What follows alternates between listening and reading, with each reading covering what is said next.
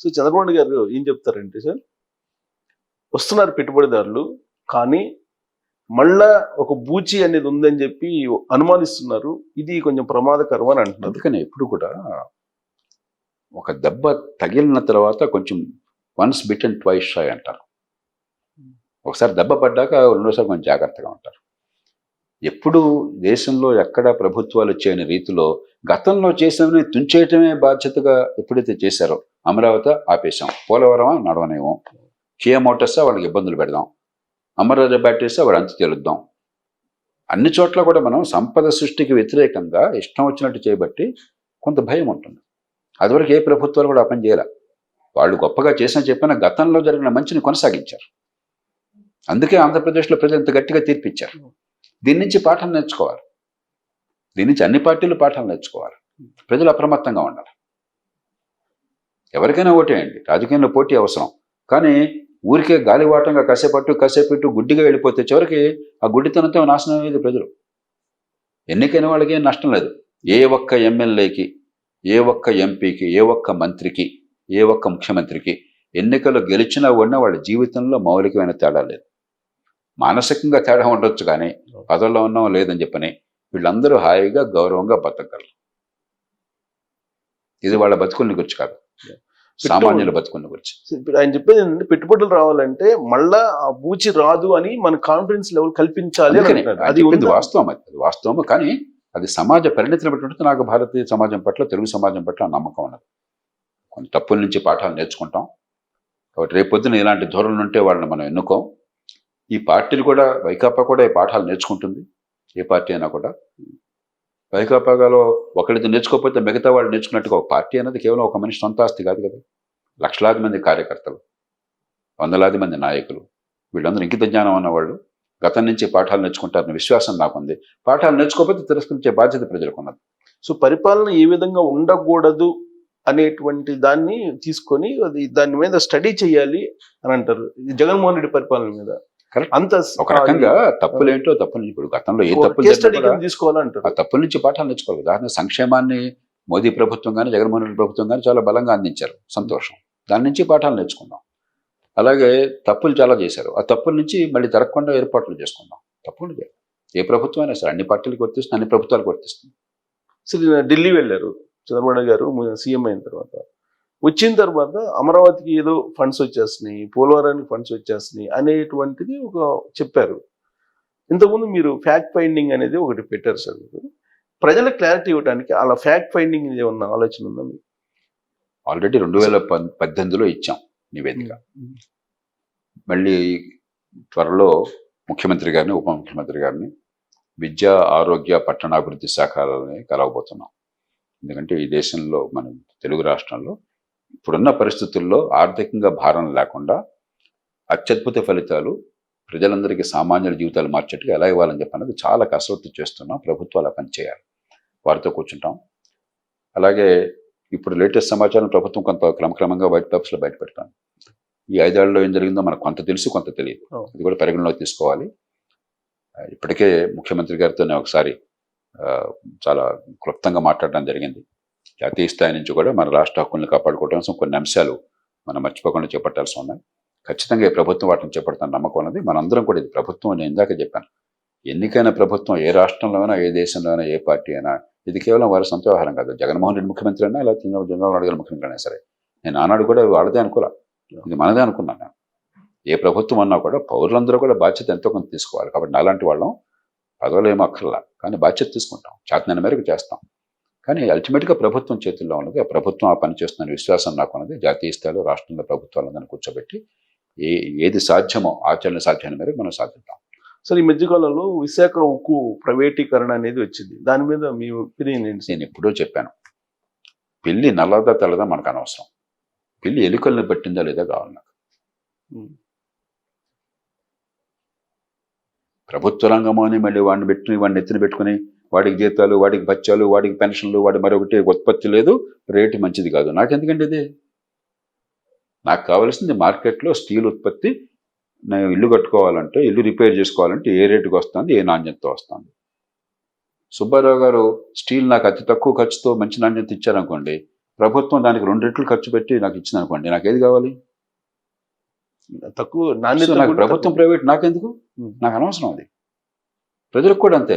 ఇది మీ సమస్య, ప్రజల సమస్యగా మారుస్తున్నారు. పోనీ మీ పని మీరు బ్రహ్మాండంగా చేస్తున్నామండి అనుకున్నారా? మీ పని మీరు చేయట్లా. ఇప్పటిదాకా చర్చించింది అదేగా మనం. అవును. మీ వల్ల ఏ పనులు జరగాలో మీరు తప్ప వేరే దిక్కు ప్రజలకు లేదు, ఆ పనులు జరగట్లా. అవన్నీ విస్మరించేసి ఇవన్నీ నేను పట్టుకుంటానంటున్నారు. బ్యాంకులు నీ చేతుల్లో కావాలి. గతంలో బ్రెడ్ కూడా మీ చేతుల్లోనే, మోడర్న్ బ్రెడ్ కంపెనీ ఒకటి ఉండేది. సబ్బులు మీ చేతుల్లో, మైసూర్ శాండల్ కంపెనీ. స్టీల్ మీ చేతుల్లో, సిమెంట్ మీ చేతుల్లో, బట్టలు మీ చేతుల్లో. ఎందుకే ఇది? ఉత్పత్తి చేసేవాళ్ళు ఎంతమంది చేస్తే అంతమంది చేయమనండి. నాకు ఇష్టమైతే ఆయన కొంటాను, అయితే ఆయన కొంటాను. నా ఇష్టం అది, నాకు నా ఓపికను బట్టి. కాబట్టి ప్రభుత్వ రంగం అన్నది ప్రభుత్వంలో ఉన్న వాళ్ళ ప్రైవేట్ రంగంగా మారిపోయింది. ఈ మాటలు చాలా జాగ్రత్తగా చెప్తున్నాను. పబ్లిక్ అనేది పబ్లిక్ సంబంధం లేదు. ఇది అవును. పబ్లిక్ డబ్బులు లాగేసుకుంటున్నారు. ఉదాహరణకు గత 7 ఏళ్లుగా 5 లక్షల కోట్ల రూపాయల బ్యాంకుల్లో ప్రజల పన్నుల డబ్బుల్ని పెట్టాల్సి వచ్చింది. ఎందుకని? ప్రభుత్వ రంగ సంస్థ, పేరుకు మన సంస్థ. వాళ్ళు ఇష్టం వచ్చినట్టు పంజరాలు చేశారు. బ్యాంకులు ఖాయిలా పడ్డాయి. బ్యాంకులు ఖాయిలా పడితే ఆర్థిక వ్యవస్థ కొప్పుకూలిపోతుంది. మన కర్మ. కాబట్టి మన పన్నుల డబ్బుల నుంచి ఇచ్చారు. ఇది ప్రభుత్వ రంగం అంటే జరిగేది. కానీ దీన్ని సెంటిమెంట్ కోణంలో ఆంధ్రుల హక్కు అనే ఎగ్జాక్ట్లీ.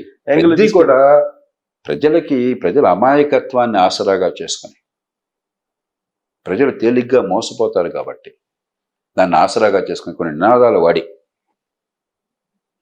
మనం ప్రజల్ని మభ్యపెడుతున్నాం. అందుకనే నేను చివరికి ప్రజల్ని మేలుకోమని నేను కోరేది. నేను ఇంత విపులంగా ప్రతి విషయం ఎందుకు చెప్తున్నా అంటే ప్రజల్ని మేలుకోమని చెప్పాను. సబ్బు ఉత్పత్తి ఎక్కడైతే మీకేం కావాలా? సబ్బు నాకు నొరగిస్తోందా? నాకు నచ్చిన సబ్బా? రేట్ ఎంత ఉంది? బట్టలు ఎక్కడ ఉత్పత్తి నాకేం కావాలా? బట్టలు నాకు ఇష్టమైన బట్టలు వస్తున్నాయా? మన్నిక గల బట్టలు వస్తున్నాయా? 4 కలర్ల బట్టి నిల్వ ఉండే బట్టలు వస్తున్నాయా? మంచి రేటుకు వస్తున్నాయా? చెప్పులు ఎవడిస్తే నాకేం కావాలా? నా కాళ్ళకి సౌకర్యంగా ఉందా? నాకు నొప్పి లేకుండా ఉందా? చెప్పులు వెంటనే ఊడిపోకుండా చెడిపోకుండా బాగున్నాయా? మాకు రేటు బాగుందా? ఇంతే కదా కావాల్సింది. అది అన్నిటికీ వర్తిస్తుంది. ప్రభుత్వం ఎందుకు అనివార్యం అంటే కొన్ని అట్లా చేయలేం.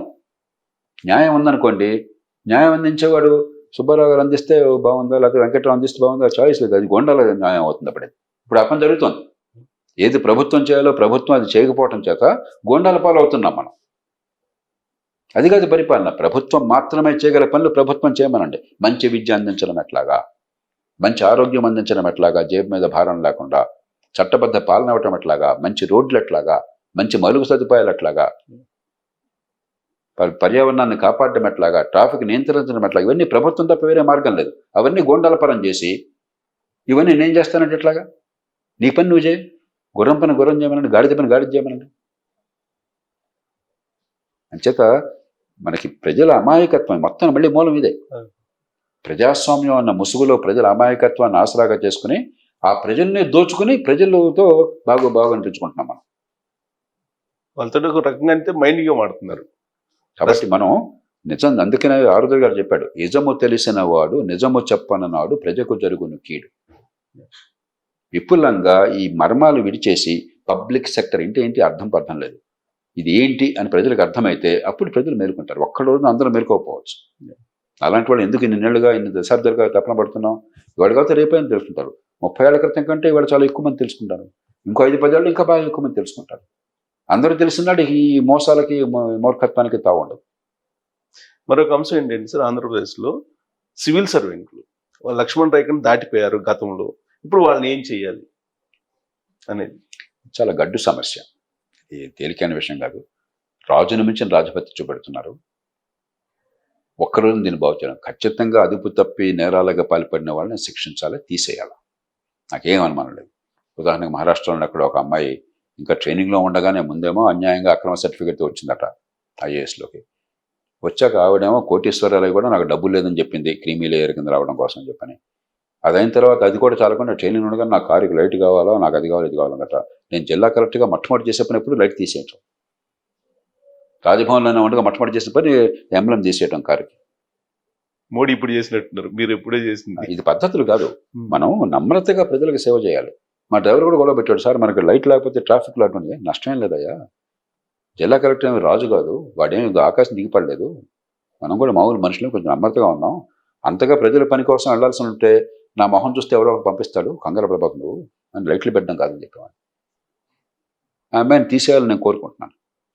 కాబట్టి అధికార దుర్వినియోగం ఎవరు చేసినాడు ఖచ్చితంగా శిక్షిద్దాం. కానీ వ్యవస్థ గందరగోళమైనప్పుడు దాంతోపాటు రెండు ముఖ్యమైన విషయాలు గుర్తుంచుకోవాలి. సమర్థుల్ని మీరు నిజంగా ఉపయోగించుకుంటున్నారా? నాకు అనుచరుడుగా ఉన్నాడు, నా కులంగా అనుకూలంగా ఉన్నాడు, నా కాళ్ళు పట్టుకుంటున్నాడు, నేనేం చెప్తే చేస్తున్నాడు, వాళ్ళని తీసుకుంటున్నారు. లేదా ప్రజల కోసం ప్రాణం పెట్టేవాళ్ళు, సమర్థులు, నిజాయితీ గల వాళ్ళు, దీర్ఘకాల ప్రయోజనం గురించి ఆలోచించేవాళ్ళు, వాళ్ళని మీరు ఉపయోగించుకుంటున్నారా? ఒకటి. రెండు, ఒక పార్టీ ముఖ్యమంత్రి ప్రభుత్వంలో ఉండగా పనిచేసిన వాళ్ళంతా చెడ్డవాళ్ళు కాదు. ఆ పార్టీలో బాగా పనిచేసేది కాబట్టి ఆ ప్రభుత్వంలో పనిచేసిన నా దగ్గర వద్దు, నీ దగ్గర బాగా పనిచేస్తే వాడి దగ్గర వద్దు, చివరికి మిగిలేదు ఎవరు? దద్దమ్మలు, దొంగలు మిగులుతారు. సమర్థులు ఎక్కడున్నా కూడా వాళ్ళని ఉపయోగించుకోండి. రాజగోపాలాచారి గారు గొప్ప రాజనీతిజ్ఞుడు. బహుశా మన స్వతంత్ర పోరాటంలో పాల్గొన్న యోధుల్లో అందరికంటే మేధస్సు, విజ్ఞత ఉన్నవాడు ఆయన రాజాజీ గారు. ఆయన కాలం 50 ఏళ్ళు 100 ఏళ్ళు ముందున్నాడు కాబట్టి ఆయన గౌరవం వచ్చింది, కానీ ఆయన పెద్దగా ఉపయోగించుకోవాలి ఈ దేశం. 1967లో మన డిఎంకే అధికారంలోకి వచ్చినప్పుడు కాంగ్రెస్ని ఓడించి అన్నాదురై గారు ఆయన దగ్గరికి వెళ్ళట.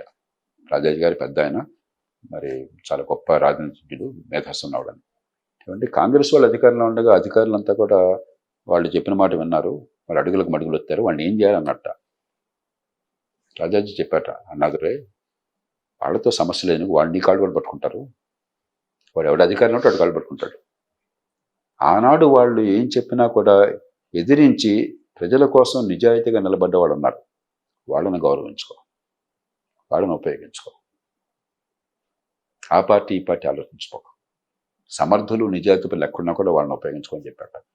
ఇప్పుడు కూడా నేను అందరినీ కోరేది అదే. చాలా పరిమితమైన సంఖ్యలోనే సమర్థులు, నిజాయితీ పరులు, సమాజం పట్ల అనురక్తి ఉండి చిత్తశుద్ధి ఉన్నవాళ్ళు, ఈ 3 లక్షణాలు ఉన్నవాళ్ళు చాలా కొద్ది మంది మిగిలారు. నేను పచ్చిగా చెప్తున్నాను. ప్రాబ్లం కూడా అదే సార్. నిజాయితీ ఎక్కువ మందిలో ఉండొచ్చు, సమర్థత కూడా నిజాయితీ చాలా తక్కువ మందిలో ఉంది. ఈ రెండుతో పాటు ప్రజాసేవ తత్పరత, ప్రజల జీవితాలు బాగుపడాలి, అందుకోసం ఉన్నామని చెప్పిన భావన ఉన్నవాళ్ళు, ఈ 3 ఉన్నవాళ్ళు బహు కొద్ది మంది. వాళ్ళని ప్రాణం పెట్టండి, ఉపయోగించుకోండి. ఏ పార్టీ అయినా, ఏ కులమైనా, ప్రభుత్వంలో ఉన్నా, బయట ఉన్నా, సమాజంలో ఉన్నా వాళ్ళని ఉపయోగించుకోండి. వాళ్ళు మీకు నిజంగా ఈ సమాజానికి మంచి చేసేవాళ్ళు. అంతేగాని మీ కాళ్ళు మొక్కేవాళ్ళు, ఆశతో పక్షపాతం చూపేవాళ్ళు, అధికారం అంటే మీ పక్కకు వచ్చేవాళ్ళు, మీకు అధికారం లేకపోతే చెల్లాచెదురయ్యేవాళ్ళు, వాళ్ళు కాదు మీకు కావాల్సింది. ఎప్పుడు నిశ్చలంగా ఉండేవాళ్ళు, నిలకడగా ఉండేవాళ్ళు, నిజాయితీగా ఉండేవాళ్ళు, ధర్మం తప్పని వాళ్ళు, సమాజహితం కోసం ప్రాణం పెట్టేవాళ్ళు, సామర్థ్యం ఉన్నవాళ్ళు, సంకల్ప బలం ఉన్నవాళ్ళు, చిత్తశుద్ధి ఉన్నవాళ్ళు ఉన్నారు సమాజంలో. వాళ్ళని ఉపయోగించుకోండి. ఎందుకంటే ఏం చెప్పక, నేను కొత్తగా ఏం చెప్పలా. అంటే కొత్తగా కాకపోయినా సార్, మీరు ఐఏఎస్ ఉన్నప్పుడు మీరు ఇందాక చెప్పారు, గవర్నమెంట్ చెప్తే ఉద్యోగుల్ని అరెస్ట్ చేయమని చెప్పి జైల్లో పంపించమని చెప్తే నో అని చెప్పారు. మీరు యాజ్ పర్ ద రూల్ చెప్పారు. దానికి ఆనాటి ప్రభుత్వం కానీ ముఖ్యమంత్రి గారు కానీ ఏం నా కలెక్టర్ నా మాట లేదని చెప్పి అనుకోలా. నేను కాంగ్రెస్ ప్రభుత్వం అన్నా, టీడీపీ ప్రభుత్వం అన్నా, మరో ప్రభుత్వం అన్నా కూడా అందరు ముఖ్యమంత్రులతో పనిచేశాను. ఎన్నో సందర్భాల్లో అది సరైనది కాకపోతే నేను గట్టిగా ఎదురు తిరిగాను. ఒక్కళ్ళు దానికి తప్పు అట్లా గౌరవించారు, కానీ ఇవాళ ఆదరించారు, ఉపయోగించుకున్నారు. కానీ ఇవాళ పరిస్థితి, ఇప్పుడు జగన్మోహన్ రెడ్డి ఉన్నప్పుడు 10-15 మంది ఐఏఎస్లు కానీ ఐపీఎస్లు కానీ వాళ్ళు ఈయన చెప్పిన దాన్ని ఇంకొంచెం ఎక్కువ చేసి అసలు రాజ్యాంగ యుద్ధంగా చేశారంటారు. రాజు నిమించిన రాజభక్తి చూపెట్టారు. ఖచ్చితంగా తీవ్రమైనటువంటి దుశ్చర్యలకు పాల్పడితే కఠిన శిక్ష ఉండాలి, ఉద్యోగాల నుంచి పీకి పారేయాలి. రాష్ట్ర ప్రభుత్వానికి అధికారం ఉందా సార్? Civil service. కానీ మీరు ఆధారాలు ఉంటే జాతీయ స్థాయిలో నిర్ణయం తీసుకోవాలి. ఆల్ ఇండియా సర్వీసుల మీద రాష్ట్ర ప్రభుత్వానికి తీసేసే అధికారం లేదు. కానీ మీరు పక్షపాతానికి లొంగకుండా, కులానికి లొంగకుండా, అందరి మీద ఘాటు వేయకుండా, ఎందుకంటే వ్యవస్థ గందరగోళంగా ఉన్నప్పుడు అందరి మీద అస్త్రం వేస్తే ఉపయోగం లేదు. వాళ్ళు నిజంగా బలమైన ఆధారాలు ఉండి, నిజంగా ప్రజా ప్రయోజనాన్ని బాగా మంటగలిపిన వాళ్ళు, గట్టి వాళ్ళని గుర్తించండి. వాళ్ళ మీద చట్టబద్ధంగా, సమర్థంగా, నిజాయితీగా, నిష్పాక్షంగా చర్యలు తీసుకోండి. అలా కాకుండా మళ్ళీ ఊరికే వీడొచ్చి వాళ్ళందరి మీద, వాడొచ్చి వీళ్ళందరి మీద చేస్తే అంతా అదొక డ్రామా అయిపోతుంది. పరిపాలన కోసం మిమ్మల్ని పెట్టారు. పరిస్థితులను బాగు చేస్తారని పెట్టారు కానీ ఇదంతా ఊరికే ఈ చెదారం పట్టుకుని వేలాడతారు నన్ను పెట్టలా. కాబట్టి ముందు మీ పరిపాలన మీద దృష్టి పెట్టండి. ఖచ్చితంగా ప్రజా ప్రయోజనాన్ని దెబ్బకొట్టి అవినీతికి విశృంఖలంగా పాటుపడిన నేర సమానమైనటువంటి పనులు చేసిన, లేకపోతే అధికార దుర్వినియోగం తీవ్రంగా చేసినా ఖచ్చితంగా వాళ్ళని దండించండి. కానీ అదే పనిగా ధ్యాస పెట్టుకోబోకండి, సమయం వృధా చేయబోకండి. కానీ ఇక్కడ తెలంగాణలో కానీ ఆంధ్రప్రదేశ్లో కానీ సార్ కేసీఆర్ ఏమో రిటైర్డ్ పీపుల్ తీసుకొచ్చి ఓఎస్టీలుగా పెట్టుకుని రకరకాల పోస్టులు ఇచ్చి ఆయన చేశారు. ఇక్కడికి వచ్చేటప్పటికి డిప్యుటేషన్ మీద తీసుకొచ్చుకున్నారు చాలా మందిని రకరకాల కారణాలతో. ఇప్పుడు వాళ్ళే ఎక్కువగా ఆరోపణలు ఎదుర్కొంటున్నారు. ఇప్పుడు రెండు మంచి పద్ధతులే, సమర్థుల్ని మంచి వాళ్ళని పెట్టుకుంటే. కాబట్టి ఇప్పుడు మీరు తెలుగు వాళ్ళైతే బ్రహ్మాండంగా ఉంటారు, బయట వాళ్ళైతే బ్రహ్మాండంగా ఉంటారు, అది లేదు. బయట వాళ్ళు బాగుంటారు, తెలుగు వాళ్ళు, అది లేదు. లేకపోతే ఇతర రాష్ట్రాల నుంచి వచ్చిన వాళ్ళు బాగుంటారు, ఇక్కడ అది లేదు. మనిషిని బట్టి పండుగ, నిజాయితీ, సామర్థ్యం, చిత్తశుద్ధి, ఈ మూర్తిని బట్టి పండుగానే వాడి కులం ఏంటి, వాడు వేరే రాష్ట్రం వాడా, ఈ రాష్ట్రం వాడా, డెప్యుటేషనా కాదా, లేకపోతే ప్రభుత్వం బయట ఉన్నవాడా, సమర్థుల, అవన్నీ మనం ఎవరు సమర్థులైతే ఎవరి వల్ల ప్రజలు మంచిగా అంటే వాళ్ళని పూజించండి, ఉపయోగించుకోండి. కొంతమంది ఏమో విఆర్ఎస్లో వెళ్ళిపోతున్నారు, మరి కొంతమంది ఏమో మళ్ళా వాళ్ళ మదర్ డిపార్ట్మెంట్కి వెళ్ళాలని ప్రయత్నం చేస్తున్నారు. అలా తప్పించుకోవచ్చా ఇప్పుడు ఇక్కడ చేసిన అరాచకాలని, లేదంటే వాళ్ళు ఎదుర్కొన్న చెప్పాను కదా. ఇప్పుడు కొన్ని కేసుల్లో బలమైన ఆధారాలు ఉంటే గట్టిగా ఆధారాలు సేకరించి శిక్ష పడేట్టు చేయండి, మిగతా అన్ని వదిలేండి, ఎవరికి ముందు పంపించండి, పోయే వాళ్ళని పనండి. ఒక ఉన్నతాధికారి అవినీతికి పాల్పడుతున్నాడు, నాకు ఆధారాలు అంటే ముఖ్యమంత్రి గారికి చెప్పాను, ఆయన తీసేయండి అక్కడి నుంచి అని చెప్పాను. ఆయన సస్పెండ్ చేస్తాను. అయ్యా మీరు సస్పెండ్ చేస్తే జరిగేది కాదు, మీరు సస్పెండ్ చేయగానే ఢిల్లీలో వెంటనే వాడికి మెడల్ ఇస్తారు, వీడు ఆ వార్తలు చూపెడతాడు, మన రాజకీయం అట్లా ఆనాడే అట్లా తగలడింది. మీ పార్టీ వేరు, వాళ్ళ పార్టీ వేరు, కాబట్టి మీరు సస్పెండ్ చేస్తే వాళ్ళకి మిత్రుడు. అలాంటి దుర్మార్గ వాతావరణం వచ్చింది. నాకు కావాల్సింది ఈ ప్రజల్ని రక్షించండి, నాకు ఇక్కడ వాడొద్దు, వాడి వల్ల ప్రజలకు అన్యాయం జరుగుతుంది, నమ్మశక్యమైన ఆధారాలు ఉన్నాయి, మీరు కూడా వెరిఫై చేయండి, వాడిని ఇక్కడి నుంచి కాపాడండి, పంపించండి అని చెప్పాను. ఎందుకంటే శిక్షలు తర్వాత చూద్దాం, మన దేశంలో ఉద్యోగాలు తీయడం అంత తేలిక కాదు, నేను పచ్చిగా చెప్తున్నాను. నిజంగా మీకు మనసు ఉంటే, మీకు రాజకీయ సంకల్పం ఉంటే, ధైర్యం ఉంటే, అక్కడ ఆధారాలు అంటే తీసేయచ్చుకోండి, అది అసాధ్యం కూడా, సుప్రీంకోర్టు తీర్పులు ఇచ్చింది. కానీ మీ దృష్టి దాని మీద కాకుండా ముందు ప్రజల్ని కాపాడడం మీద పెట్టండి. నిజంగా చాలా దారుణమైన ప్రవర్తన నుండి ఎగ్జాంపుల్ చూపెట్టాలంటే వాళ్ళని తీసేసి ఏర్పాటు చేయండి. అంతేగాని మధ్య మధ్యలో ఊరికే ఈ కాలయాపన చేసి అదే పనిగా దాని మీద చర్చ పెట్టి అసలు విషయాల మీద పక్కన పెట్టుకోకండి. అన్నిటినీ మించి సమర్థుల్ని వాళ్ళు ఉపయోగించుకుంటే మీరు కూడా ఉపయోగించుకోండి. చాలా కొద్ది మంది ఉన్నారు సమాజంలో సమర్థులు, ప్రజాసేవ తత్పరులు, నిజాయితీ ఉన్నవాళ్ళు, మంచి చేసేవాళ్ళు కొద్దిమంది ఉన్నారు. వాళ్ళందరినీ పోగొట్టుకోబోకండి, ఈ కులమనో ఆ వర్గం అని చెప్పాను, చాలా పొరపాటు. ఏర్కోవాలి నిజాయితీ, సేవ తత్పరత, తప్పదు, సమర్థత ఉన్న మూడు ఉన్నట్టు కాంబినేషన్, అంతే, ఇంకో వేరే మార్గం లేదు, ఉన్నది ఇది. ఆ తర్వాత మీకు జాతీయ స్థాయిలో పలుకుబడిని బట్టి అసలు ఈ ఎలాగైతే రాజకీయ వ్యవస్థను మార్చాలనుకుంటున్నాం అలాగే సివిల్ సర్వీస్ వ్యవస్థను అట్లా మార్చాలి. మరి అది ఆలోచించండి, దీర్ఘకాలంలో అన్ని పార్టీల మధ్య కూర్చోబెట్టి 5 ఏళ్ళు పెట్టచ్చు, 10 ఏళ్ళు పెట్టచ్చు.